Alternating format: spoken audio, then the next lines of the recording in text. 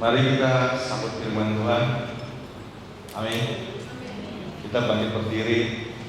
Kita angkat Alkitab kita. Alkitab ada di Tuhan, angkat hubung kita.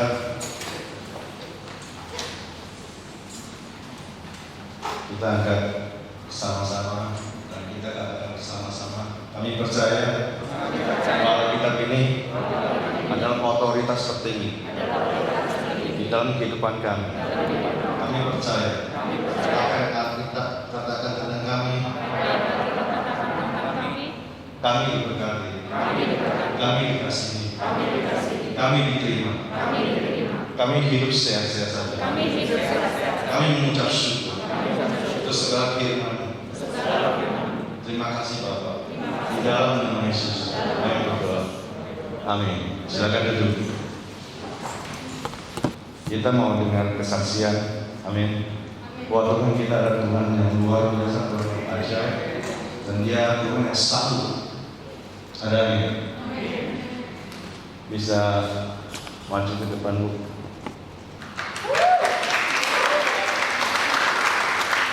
Ibu mungkin bisa ceritakan. Halo saudara semuanya. Saya perkenalkan dulu ya. Saya Rosinda, tenaga ingat saya Gabriel. Saya mau cerita sedikit di bulan 11 pertengahan dia bilang ke kami sama bapaknya, "Mak, kok di sini ada kayak benjolan di sini," katanya. Waktu itu masih satu. Terus saya pegang, oh iya keras, kata saya. Ini apa ya?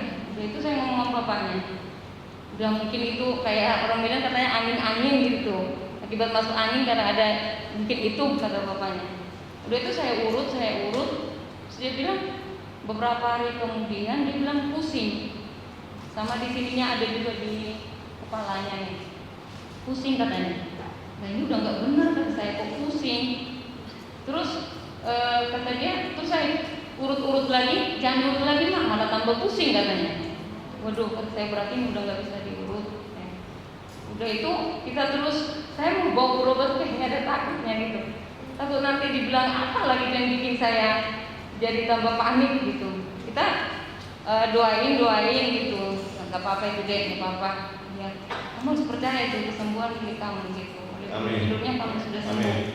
Udah itu terus saya masih nggak mau bilang berobat itu Pak.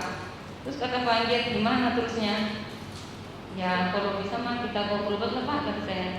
Itu di bulan 12. Ya di bulan 12 kita bawa ke Sariasi.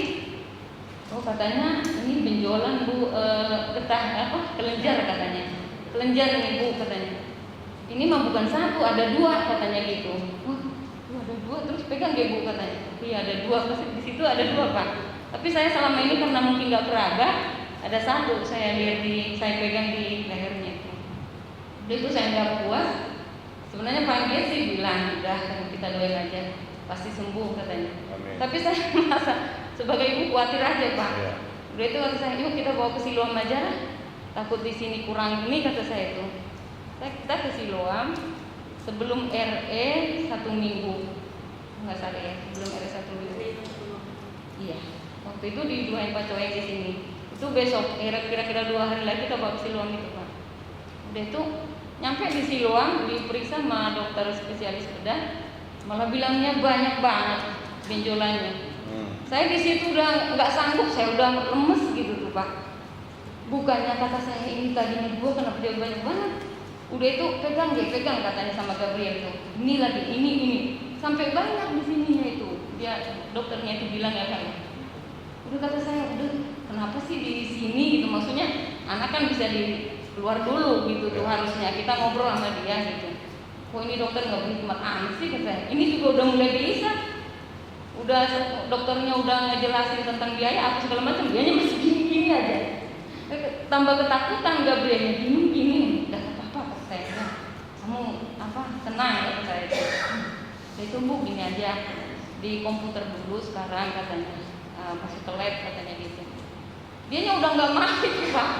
Gabriel itu udah takut. Makanya mama itu jangan percaya sama dokter katanya. Tadi 2 sekarang banyak katanya. Saya nggak mau, pokoknya nggak mau kata dia itu. Marah dianya. Terus kata gimana nih? Udah mama aja yang di komputer. Sibuk Di komputer maksud di komputer? di ini Pak, dicek di komputer itu. Oh, dicek di lab. Di lab ya. Udah katanya, mama itu sibuk banget katanya. Udah itu, ya udah Kak, Gabriel tenangin dulu. Kebetulan antrian Gabriel belum gitu, masih nunggu antrian. Udah Pak, kata saya tenangin dulu Gabriel kok. Kebetulan di samping lab itu ada yang teriak-teriak. Tuh, sakit gitu tuh. Teriak terus. Udah ngomong kotor terus itu si mbak-mbak itu. Sakit, pulang katanya. Tuh kan katanya, itu orang kenapa sih katanya. Bikin saya takut kan. Udah itu saya mau di komputer tapi suruh diam dulu orang itu. Nah, orang itu kan berobat deh, ngapain kita suruh orang lain diam katanya. Pokoknya itu bikin saya takut. Udah, Bapak bawa keluar dulu kata saya sama panggil. Dibawa dia keluar. Tenangin dia, udah nggak apa-apa deh. Tenang aja kata bapaknya, nggak bakal dioperasi, cuman pengen kita tahu aja kata bapaknya tuh. Nggak bakal, pokoknya kamu sembuh, cuman pengen tahu bapak nih kata Panggil tuh. Pengen tahu bapak nih bener nggak itu benjolan itu kata Panggil. Tenang aja, nggak dioperasi kata.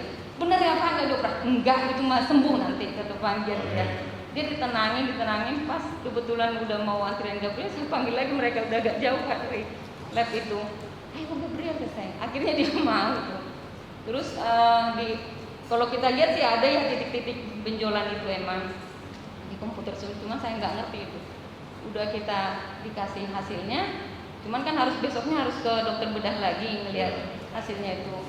Kata Panggil udah kita ini aja dulu lah, nggak usah langsung katanya.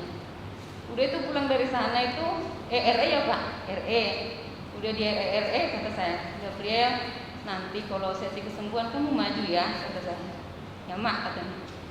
Udah pertama RE dia seneng banget cerita gitu tentang pertobatan dia cerita itu sampai dia kita juga ngedengarnya terharu gitu tuh. Kok dia bisa dalam ngertinya gitu tentang Tuhan gitu. Udah itu besoknya sesi kesembuhan kan Pak, hari kedua tuh. Saya nanya pulangnya, Dek, kamu tadi sesi kesembuhan maju nggak? Enggak kata. Waduh kata saya, kamu kenapa sih? Kok nggak maju kata saya agak ini sama dia tuh ya. Udah gimana itu pasti sembuh kata dia. Gak usah maju-maju katanya. Lah enggak, itu kan momen kata saya itu kamu perlu waktu itu karena kamu kan ada sakit benjolan gitu leher kamu. Gas itu agak buat saya ini Pak. Kok nggak maju ya? Kata saya kenapa sih kamu tuh nggak maju? Katanya. Terus malamnya juga, kok nggak maju sih Dek? Pertama saya gitu. Udah katanya nggak usah sih katanya gitu. Udah itu kita doain lagi. Terus oh ya pulang RE saya, gimana perasaan kamu? Udah nggak pusing emang Pak pada waktu dia pulang RE itu? Kan tadinya pusing katanya. Sering dia tiduran Pak, bahkan sekolah pun sering libur karena dia bilang pusing. Gitu pusing katanya. Pulang RE kata saya, gimana dia perasaannya? Udah nggak pusing mah katanya gitu. Tapi benjolannya ada, tapi saya nggak pusing sama sekali katanya gitu. Puji Tuhan ya Dek. Udah itu kita masih doain terus, hampir 1 minggu lebih lah gitu. Saya bilang kita ganti ya Dek doanya. Kalau kita berdoa jangan kita raba lagi benjolannya kata saya. Itu kayaknya bikin saya ini Pak. Habis saya doain kan saya pegang nih. Ada gitu. Saya udah kita doain nih deh ya. Tapi nggak usah pegang benjolan lagi. Habis doain udah percaya sembuh kata saya gitu. Udah itu karena saya nggak raba-raba lagi ya Pak, bikin down sayanya kalau habis saya doain masih ada gitu ya. Udah itu tiba-tiba ada 2 minggu lebih, 2 mingguan lah, 2 minggu ya. Saya juga katanya didoain sama Sofia dia. Udah itu kita pagi-pagi kumpul Pero bapaknya dia gitu, kita ngobrol-ngobrol. Tiba-tiba kata dia, "Mak, kok nggak ada lagi benjolannya?" katanya. Langsung saya Amin. nggak ada. Tapi saya masih ini terus ya ini. Udah nggak ada kata dia. Diam dulu kata saya. Pegang.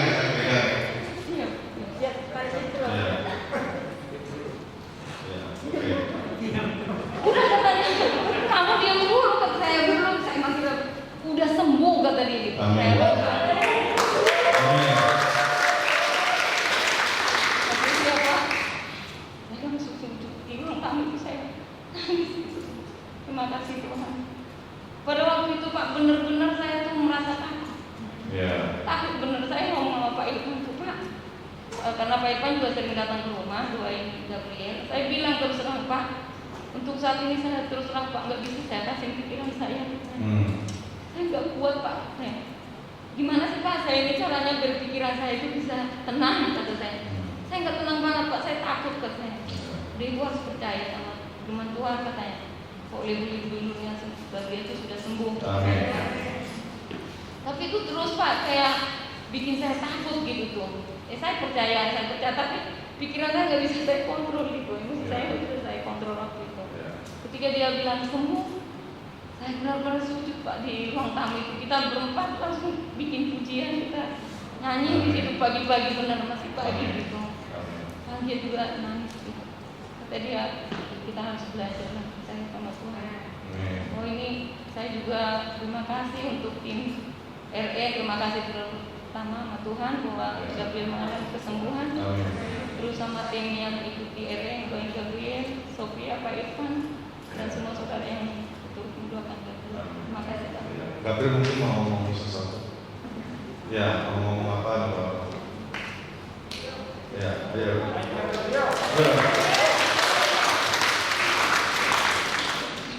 Ya, buat semua yang mendoakan saya, terima kasih buat doanya.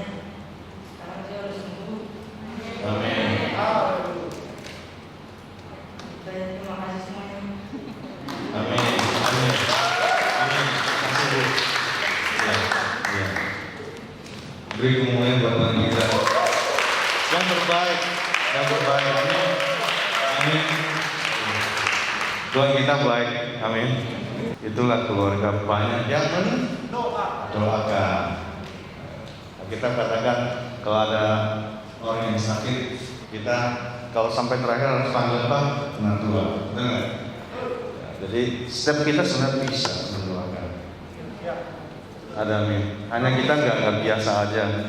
Dan iman tidak ada hubungan dengan perasaan. Ya, iman nggak ada hubungan dengan perasaan. Memang kalau kita melihat kenyataan, kita akan panik, kita akan takut. Itu manusiawi, itu wajar. Ya. Jadi mari kita belajar tentang kesembuhan. Jadi saya rindu setiap kita di dalam semua neraka tidak ada yang sakit. Dan sakit tidak berkuasa atas hidup kita, atas jemaat ini. Itu bukan karena kita hebat, karena kita percaya bahwa semua sakit penyakit kita telah ditanggung oleh Yesus di kayu salib 2000 tahun yang lalu. Dan kita pegang janji itu, kita imani itu di dalam kehidupan kita, dan kita katakan sakit penyakit dalam bentuk apapun tidak berkuasa, tidak berdaulat atas hidupku, dan kita harus usir itu dalam nama Yesus. Ada. Nah, lawan kata dari kesembuhan adalah sakit. Betul nggak? Sakit sehat sembuh.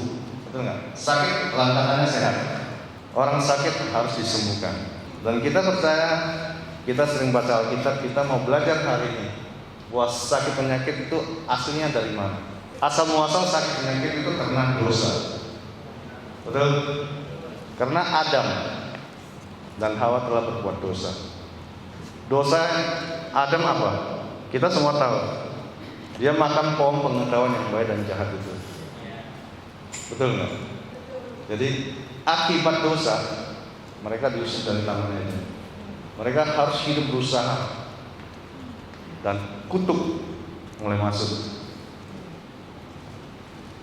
Adam menjual haknya kepada iblis. Itu sebabnya iblis berkuasa. Dan dunia ini memang dikuasai si jahat. Kita harus tahu dunia ini dikuasai si jahat. Kita lihat di Kejadian 3 ayat 6. Perempuan itu melihat buah-buah pohon itu baik untuk dimakan dan sedap kelihatannya. Lagi pula pohon itu menarik hati karena memberi pengertian. Lalu dia mengambil dari buahnya dan dimakannya dan diberikannya juga kepada suaminya yang bersama-sama dengan dia. Dan suaminya memakannya. Jadi ini yang tergoda itu perempuan itu, betul? Perempuan tergoda dan dia memberikan kepada suaminya juga. Jadi seharusnya kan perempuan itu, tapi pertanggungjawaban adalah suaminya. Ketika saya percaya Adam tidak memakannya, itu tidak ada terjadi dosa. Makanya Allah mencari Adam, di manakah engkau? Dia nggak mencari Hawa, di manakah engkau? Karena yang dicari pertanggungjawaban imamnya. Dan kita percaya, kita belajar hari ini. Amin. Roma 5 ayat 12. Sebab itu, sama seperti dosa telah masuk ke dalam dunia oleh satu orang, yaitu Adam. Alkitab tidak mencatat dua orang, karena suami istri adalah itu satu. Dan oleh dosa itu juga maut, demikianlah maut itu telah menjamah kepada semua orang, karena semua orang telah berbuat dosa. Karena satu orang berbuat, semua orang kena impasnya. Kita lihat lagi di Roma 5 ayat 19. Jadi sama seperti oleh ketidaktaatan satu orang, semua orang telah menjadi orang berdosa. Karena ketika ketidaktaatan ada, maka semua orang telah menjadi orang berdosa. Demikian pula oleh ketaatan satu orang, semua orang menjadi orang benar. Siapakah satu orang itu? Yesus. Yesus taat sampai mati di kayu salib. Dia harus mati. Dosa harus dihukum. Gak bisa gak dihukum. Tapi karena kasih karunia, Allah mengasihi kita. Dia nggak mau kita dihukum. Makanya firman Tuhan katakan Dia mengutus putranya yang tunggal. Jadi Yesus mati di kayu salib untuk kita. Di Roma berikutnya 21 dan 21. Supaya sama seperti dosa berkuasa dalam alam maut, demikian kasih karunia akan berkuasa oleh kebenaran untuk hidup yang kekal oleh Yesus Kristus Tuhan kita. Amin. Jadi kehidupan kita berbicara tentang Yesus. Apa yang telah Dia lakukan? Gak berbicara tentang kita, apa yang telah kita lakukan. Semua perbuatan adalah perbuatan yang Yesus lakukan, bukan yang kita lakukan. Jadi kita harus pegang firman ini. Wah, semua telah dilakukan Yesus di kayu salib. Dan Alkitab mengatakan Dia sudah selesai. Yesus sekarang duduk di sebelah kanan Allah Bapa yang di surga. Dia tidak melakukan apa-apa lagi. Dan kuasa itu diberikan kepada kita. Ada ini. Dan diberikan kepada kita, berarti kuasa itu ada di dalam tangan kita. Ketika kita mengikat apa yang kita diikat di bumi ini akan terikat di surga. Dan apa yang kita lepaskan di bumi ini akan terlepas di surga. Jadi bagian kita tinggal mengambil apa yang telah surga sediakan buat kita. Ada. Jadi kalau ada sakit, kita harus tahu kebenarannya adalah sakit telah ditanggung Yesus. Tapi faktanya memang Dia masih ada benjolan. Betul? Tadi kesaksiannya itu memang masih ada benjolan. Kalau kita mulai fakta itu, kita akan semakin lemah, semakin takut. Kita harus belajar bagaimana kita dikuasai. Itu iman kita, iman percaya kita, apa yang telah Yesus lakukan bagi kita. Kita ingat kesaksian anaknya punya iman yang lebih besar. Betul? Ya kan? Karena namanya anak gak begitu banyak pikiran, tapi orang tuanya kan lebih ngerti, tapi dia lebih banyak berpikir. Begini Bukono, betul nggak? Nah, kita harus tahu Yohanes 10 ayat 10. Pencuri hanya datang untuk mencuri, membunuh, dan membinasakan. Iblis adalah pencuri. Dia ingin mencuri damai sejahtera kita. Tapi Yesus datang supaya saudara dan saya mempunyai hidup, dan hidup yang penuh dengan kelimpahan. hidup penuh dengan kelimpahan. Yang pertama kita harus tahu kalau kita hidup sehat. Amin. Kita harus tahu bahwa kehendak Allah kita sembuh. Pak, tapi kan aku sakit. Iya, tapi kehendak Allah kita sembuh.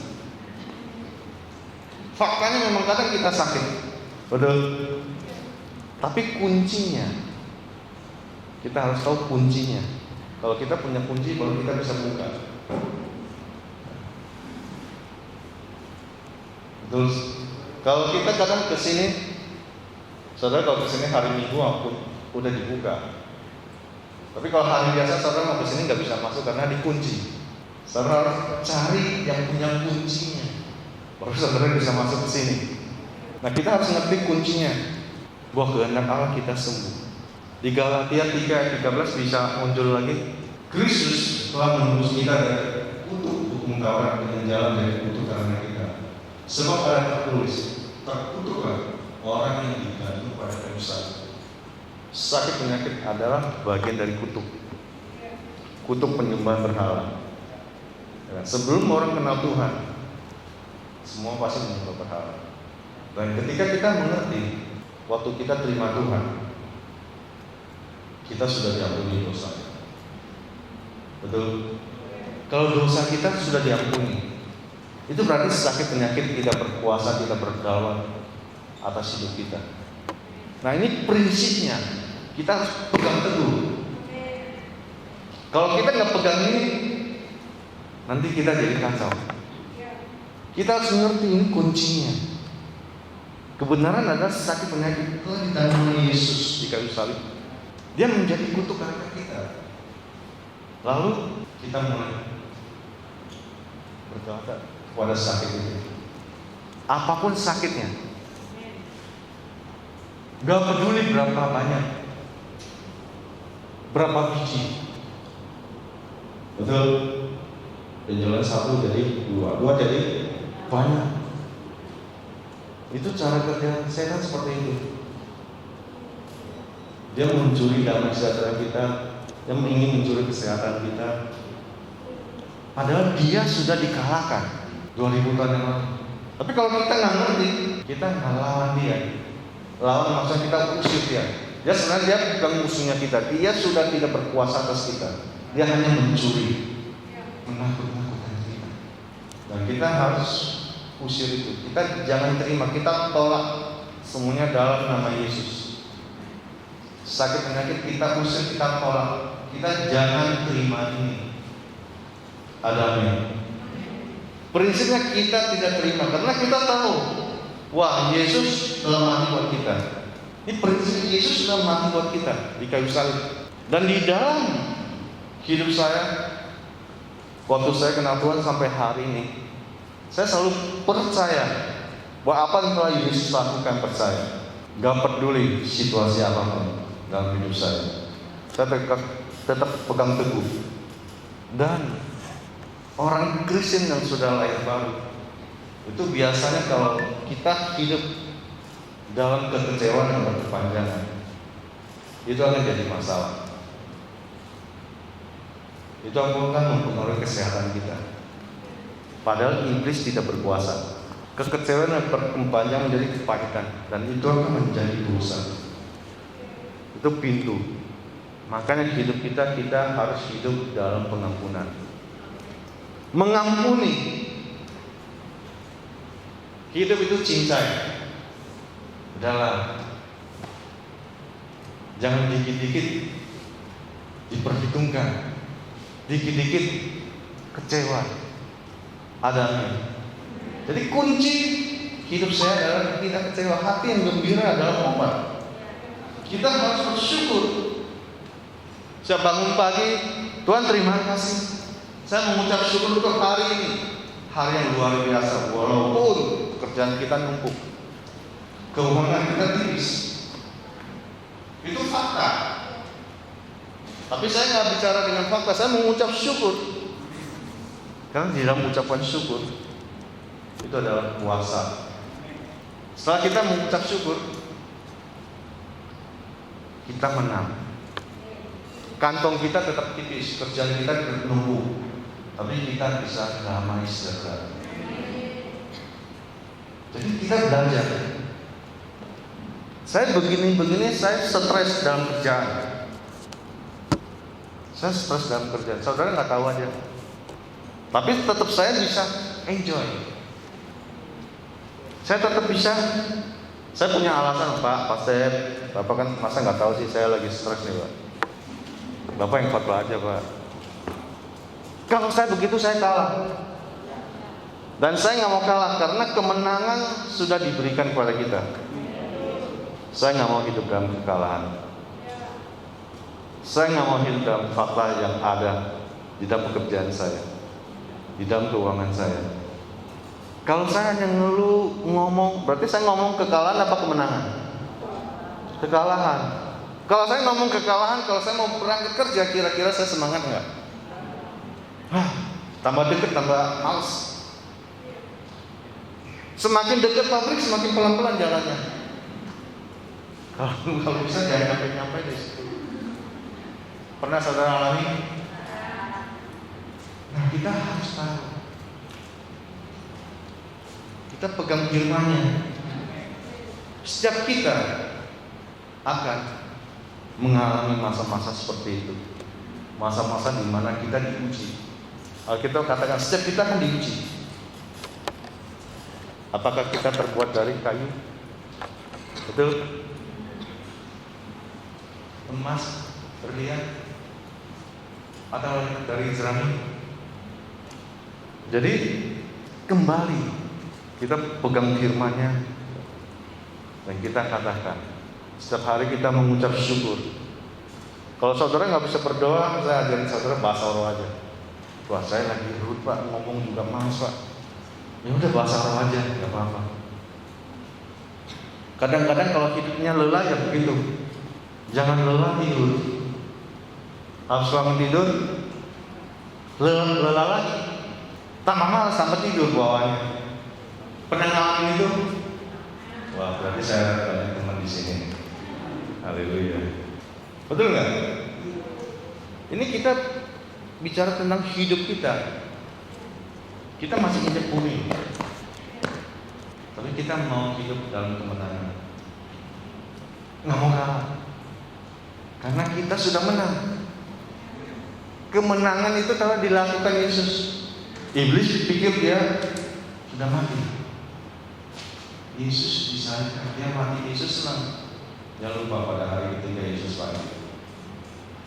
Dan kita sekarang berjalan di dalam kuasa kebangkitan Yesus Kristus. Kalau Yesus nggak bangkit, kita nggak punya otoritas, kita nggak punya kuasa. Nah, segala kuasa telah diberikan kepada kita. Cuma dan setiap kita mulai bisa belajar. Amin. Kuncinya pengampunan. Jangan mudah kecewa. Ya Pak, Bapak sih nggak tahu Pak, tapi sakit. Iya, saya juga ngalamin itu. Setiap kita pernah mengalami itu, disakiti. Ada yang tidak pernah mengalami itu, bisa angkat tangan, saya mau belajar. Gimana caranya? Saya belum pernah sampai ke area itu. Biasa kita disakiti. Jadi kita harus tahu kita adalah orang yang telah diberkati. Anak Tuhan tidak pernah minta-minta. Saya selalu bilang anak saya, tenang, Tuhan sediakan. Walaupun saya pusing ngaturnya, ngitungnya. Tapi di depan anak saya, Tuhan sediakan. Dan saya bilang ke anak-anak saya, mulai ajaran tahun depan. Berarti kalau tahun depan berarti kayak anak sekolah sini mungkin sampai Juni, Juli selesai kan semesterannya kan. Papi hanya kasih uang semesteran. Makanya kamu harus berjuang. Haleluya. Makanya kamu harus berjuang. Jadi dia harus kerja untuk biaya hidupnya. Kepada diem, saya jadi tertuduh nih. Melihat saya begitu.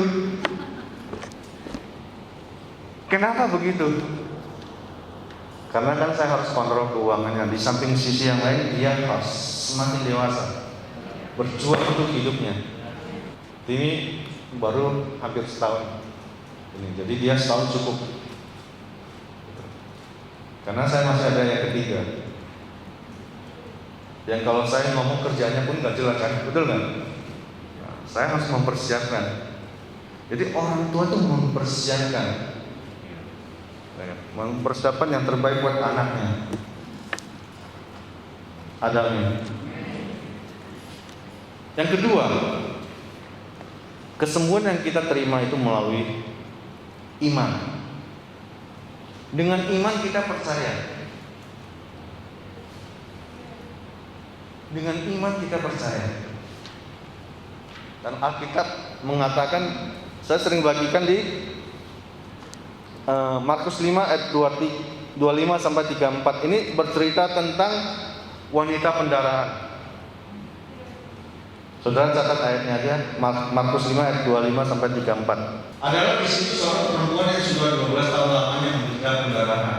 Ia telah berulang-ulang diobati oleh berbagai tabib sehingga telah dihabiskannya semua yang ada padanya. Jadi hartanya sudah habis. Namun sama sekali tidak ada faedahnya, malah sebaliknya keadaan memburuk. Dia sudah mendengar berita-berita tentang Yesus. Ini kuncinya. Siapa? Bercerita tentang Yesus. Maka di tengah-tengah orang banyak itu ia mendekati Yesus dari belakang dan menjamah jubahnya.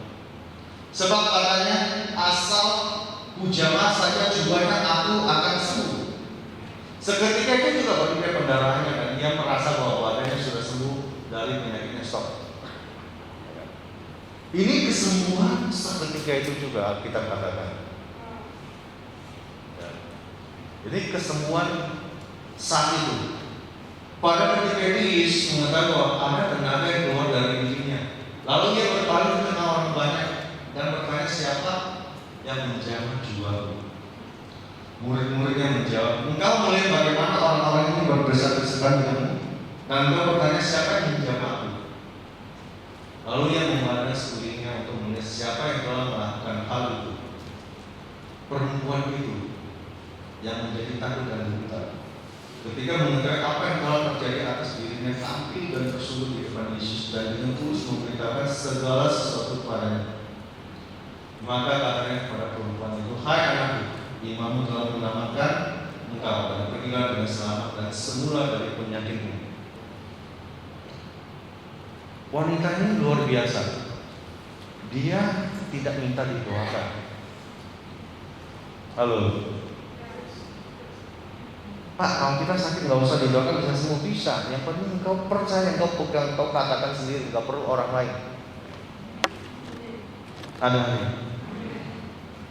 Jadi bisa, karena Alkitab ada ceritanya.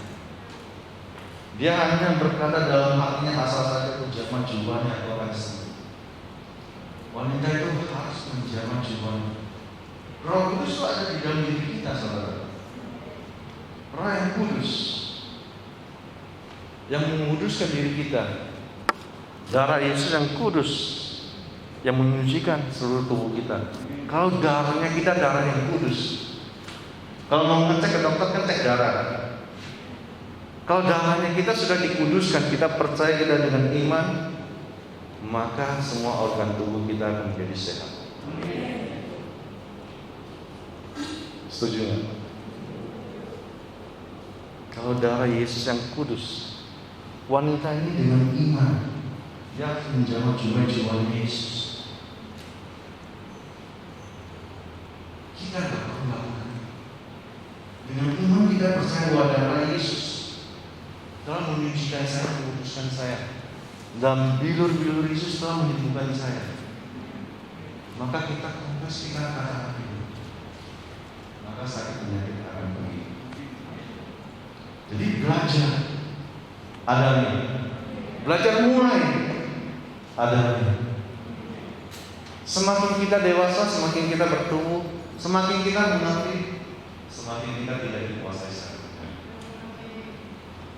Dan di Lukas 17 Ayat 11 sampai 19 ini bercerita tentang 10 orang kusta. Lukas 17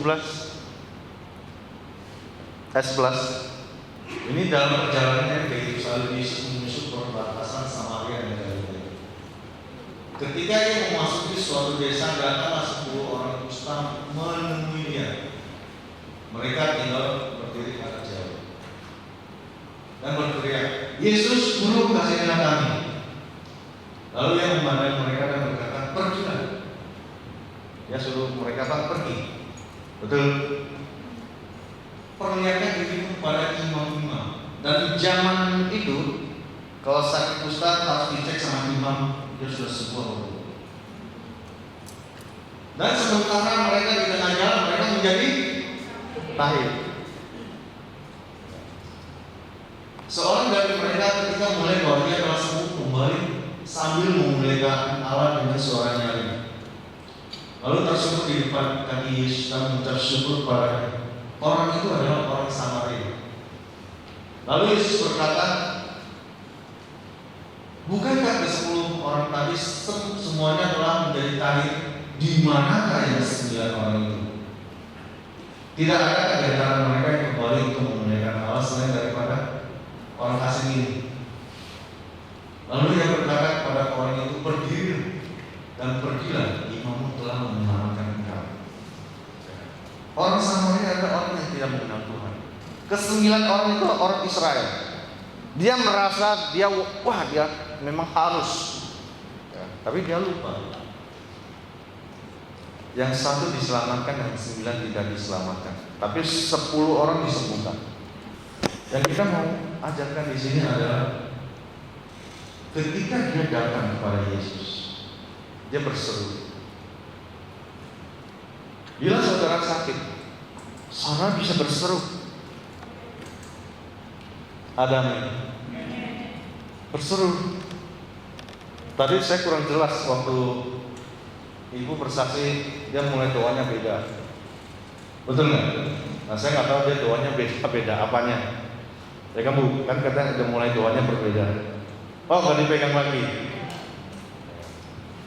Jadi doa yang penuh dengan kuasa adalah doa dengan iman percaya. Jangan melihat fakta. Ya kan? Nah bagus. Udah kalau itu jangan dipegang. Diraba nanti ada rasa-rasanya terus. Jangan diraba. Jangan dirasa-rasa. Saya kalau doain orang, saya dengan iman aja, dengan iman. Dan Mas Hari, "Pak, itu saya doain kakinya sembuh loh Pak," katanya. "Yang mana?" "Oh, yang kemarin itu didoain kepalanya sakit." Luar biasa. Ada amin. Wah, luar biasa. Setiap kita bisa mendoakan orang menjadi sembuh. Karena setiap kita punya kuasa. Tinggal banyak-banyak praktek. Ada amin. Banyak-banyak praktek. Kemarin saya didatangi sama orang-orang youth dari Citra. Mereka banyak tanya. Mereka pengen belajar. Saya bilang sama mereka, kalau kita sebagai orang percaya, kita harus hidup dan berjalan di dunia ini dengan supranatural. Kita nggak bisa berjalan dengan biasa-biasa. Karena kita punya Tuhan yang luar biasa. Kalau engkau berjalan, engkau melayani biasa-biasa saja, orang nggak tertarik. Kau harus bisa melakukan mujizat. Doa orang sakit sembuh. Doa orang yang lumpuh berjalan. Doain orang yang sakit kepala, yang merasa benar-benar sakit yang dia merasa, dan dia harus ke dokter nggak sanggup, dan itu sembuh. Ada nih. Nah kalau begitu, kita akan menjadi orang yang disukai. Jadi orang percaya harus disukai. Ada nih. Jangan jadi orang percaya nggak disukai orang. Repot. Disukai kenapa? Orang minta didoakan, orang minta dilayani. Saya waktu melayani 2-3 minggu yang lalu kalau nggak salah Jakarta, yang punya kita di Pluit, itu sampai ada orang Serpong yang tidak ketemu saya dan dia datang ke situ. Selesai hanya minta didoain. Padahal dia kondisinya lagi sakit, dia datang. Yang saya mau cerita bukan saya hebat, amin. Tapi kita harus punya daya tarik. urapan itu bisa menarik. Ada nih, urapan kita itu bisa menarik dan orang tertarik dengan kita, ingin dilayani kita. Dan semua beberapa orang, termasuk Kenneth dan segalanya, minta dinubuatin. Padahal saya lagi agak lelah. Kadang-kadang kalau Roh Kudus tuntun saya untuk doain orang, saya doain. Tapi kalau Roh Kudus nggak menuntun orang, saya nggak mau doain. Tetapi kalau orang minta, mau nggak mau kita harus doain. Karena kita adalah sebagai hamba yang melayani. Betul nggak? Nah, dan udah saya lakukan itu, dan mereka semua diberkati. Ada semua diberkati. Oh pastor, benar pastor ngomong. Itulah kondisi saya saat ini. Nah, mereka bersaksi satu dengan yang lainnya. Saya hanya mengucap syukur, terpujilah Tuhan kita. Segala kemuliaan bagi Dia. Ada. Jadi mereka tuh senang bahwa Tuhan itu hidup melalui kehidupan kita. Jadi kita kembali, kita harus tahu, dengan iman kita percaya kita disembuhkan. Kita klaim kalau kita sakit. Yang ketiga, setelah kita menerima dengan iman, kita harus melepaskan dengan iman. Caranya bagaimana? Ya katakan. Luar biasa. Anak ibu tuh gak sekaligus didoain langsung sembuh. Betul? Masih ada. Bahkan tambah banyak. Wow, senang saya lihatnya maksudnya. Iblis itu menipu, nakut-nakutin. Tapi luar biasa anaknya. Gak usah, percaya. Saya senangnya apa? Dia gak mau maju didoain walaupun di RE. Dia dengan iman dia percaya, dia sembuh. Mamanya, kenapa sih dek gak didoain? Iman mamanya didoain supaya kamu sembuh. Iman anaknya, gak usah mah, saya percaya saya sembuh. Kan kita dengar kesaksiannya. Anaknya diomelin, gimana sih kamu? Imannya anaknya, gak usah mah, saya udah sembuh. Habis dicek sembuh gak? Belum. Semakin banyak. Tapi dengan iman kita katakan, kita percaya kita telah sembuh. Maka ada waktunya kita menerima janji. Itulah kebenarannya. Kenyataannya semakin banyak setelah didoain. Setelah dia bilang dengan iman saya percaya saya sembuh, semakin banyak bertumbuh. Halo. Nah, dengan iman dia pegang. Maka entah kapan benjolannya itu hilang dengan sendiri. Ada nih. Beri kemuliaan buat Tuhan. Kita punya Tuhan yang luar biasa. Dia sudah lakukan semuanya bagi kita. Hanya bagian kita mengambil. Percaya ngambil. Walaupun faktanya belum terjadi dan tidak terjadi, bahkan semakin memburuk, gak peduli dengan itu, tetap percaya. Luar biasa. Saya nggak tahu ceritanya seperti itu, dan mereka nggak cerita sama saya seperti itu. Gini apa gimana nggak tahu. Tahunya Pak Irwan katanya sembuh. Kesembuhan itu milik kita. Iblis berusaha mencuri, karena dia memang pencuri, dia pembunuh, dia pembinasa. Tapi Yesus datang memberikan kehidupan kepada kita, dan hidup yang penuh dengan berkat, hidup yang penuh dengan kesehatan, hidup yang penuh dengan kelimpahan. Ada. Jadi mari praktek sama orang yang kau jangkau. Amin. Kalau kita nggak ketemu orang baru, susah kita mau praktek. Dan saya suka praktek. Waktu lagi RE, ini kesaksian. Ada saudari kita namanya Devi kalau nggak salah. Dia kan GMC ya, dia duduk di meja. Kebetulan saya duduk di sebelahnya. Saya gini. Pegel. Dia bilang, kenapa lu? Oh, Pegel. Maksudnya pegel, waduh jangan kakimu enggak sama panjang. Nakut-nakutin katanya. Enggak, bukan nakut-nakutin. Kalau sering begitu harus dicek. Dan benar setelah dicek, kakinya enggak sama panjang, tangan pun enggak sama panjang. Kalau ketemu gitu kita jangan takut. Gimana? Doain. Percaya, doakan. Ada nih. Mulailah, yuk kita doa. Nih, rombongannya paling sini. Ini bisa didoakan nih. Mereka belum pernah melihat mujizat. Ini namanya mujizat. Yang pendek bertumbuh sama panjang. Kalau dokter bisa potong biar sama panjang, yang panjang dipotong biar pendek kan. Kalau Tuhan sempurna, Dia menyempurnakan yang kurang disamakan. Itu kaki dan tangan. Ada lagi. Dia bilang, luar biasa mujizat. Saya bilang, ini biasa. Kenapa? Antara biasa dan luar biasa. Saya bisa membedakan ya. Kenapa saya bilang ini biasa? Dia bilang, ini luar biasa. Biasa kalau kamu sehari ini melakukan itu. Betul? Sehari kamu lakukan itu dan itu terjadi dan itu terjadi dan itu terjadi, itu menjadi ya biasa. Tapi kalau untuk pertama kali kita doakan, luar biasa. Mereka melihat pertama kali luar biasa. Tapi kita harus sampai menjadi biasa. Doa seperti itu biasa aja. Percaya Tuhan pasti sembuhkan. Bukan karena kita hebat. Percaya Tuhan sembuhkan dalam nama Yesus.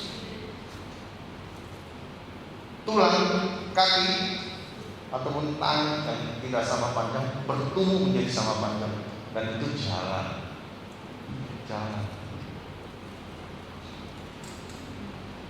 Pernah suatu ketika saya melayani seorang sister, selisihnya lumayan segini. Dan waktu didoakan itu kayak kereta. Tenang, nggak bakal bablas kepanjangan. Karena Tuhan kita Tuhan sempurna, amin. Nggak bakal dibablas ini sama lebih panjang, Pak. Nggak pernah saya doain orang bertumbuh lebih panjang.